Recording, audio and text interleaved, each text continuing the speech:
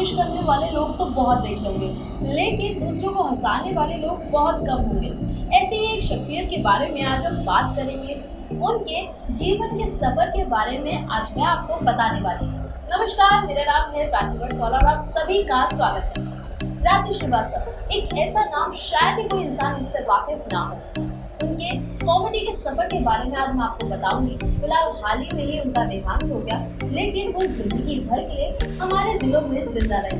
तो चलिए उनके जिंदगी के सफर के बारे में मैं आपको बताती हूँ, शायद इससे आपको भी प्रेरणा मिले।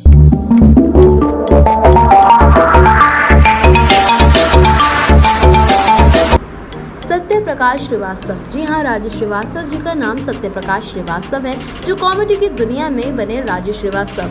राजू श्रीवास्तव जी का जन्म 25 दिसंबर 1963 में हुआ।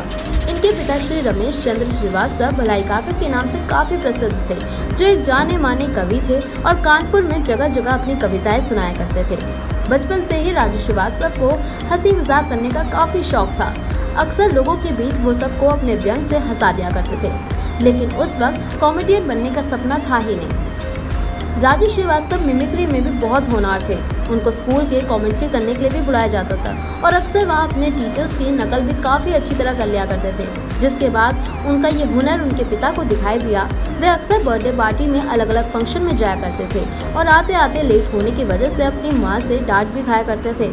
उनकी माँ का ये कहना था कि पढ़ लिख के बड़ा आदमी बनो, लेकिन राजू श्रीवास्तव के पिता उनका पूरा समर्थन किया करते थे।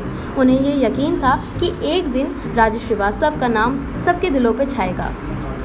राजू श्रीवास्तव जी की जिंदगी तब बदली जब उन्होंने फिल्म शोले देखी, जिसके बाद श्री अमिताभ बच्चन के किरदार जैसे वो इतना प्रभावित हुए कि उन्होंने मिमिक करना शुरू कर दिया। जिसके बाद उन्होंने कई शोज में शोले पर इतने जोक सुनाए कि लोगों को हंसा हंसा के पागल कर दिया। जिसके बाद एक फंक्शन में राजू श्रीवास्तव ने अपनी कॉमेडी से सबको इतना खुश किया कि एक व्यक्ति ने आके उन्हें 50 रुपए दिए। जिसके बाद कॉमेडी में प्रोफेशन के लिए उन्होंने सोचा। जिसके बाद राजू श्रीवास्तव ने कानपुर में और बहुत अलग अलग क्षेत्रों में जाके कई शोज किए और लोगों ने भी उनको खूब प्यार दिया। कॉमेडी में अपना पैर जमाने के लिए वो 1982 में मुंबई आ गए। कॉमेडी का सफर इतना संघर्ष भरा था, लेकिन इनके इरादे साफ दिल के थे। इन्होंने आते ही लोकल ऑर्केस्ट्रा में कोशिश की। वहाँ ये अमिताभ बच्चन की मिमिक्री भी किया करते थे, जिसके बाद उनको जूनियर बच्चन के नाम से जाने जाने लगा।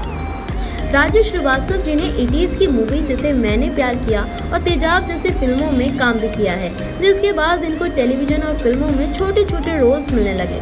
जिसके बाद टेलीविजन पर the great Indian laughter challenge में इन्होंने हिस्सा लिया और हंसी से सबको लोटपोट कर दिया। इस शो में भले ये सेकेंड आए थे, लेकिन व्यूअर्स के दिल में राज करने में इन्होंने कोई कसर नहीं छोड़ी। देश हो चाहे विदेश हो, राजू श्रीवास्तव ने हर जगह सभी को हंसाया और सभी ने इनको खूब पसंद किया। राजू श्रीवास्तव जी भले ही अब हमारे बीच नहीं रहे, लेकिन कॉमेडी की दुनिया में उनका नाम हमेशा जिंदा रहेगा।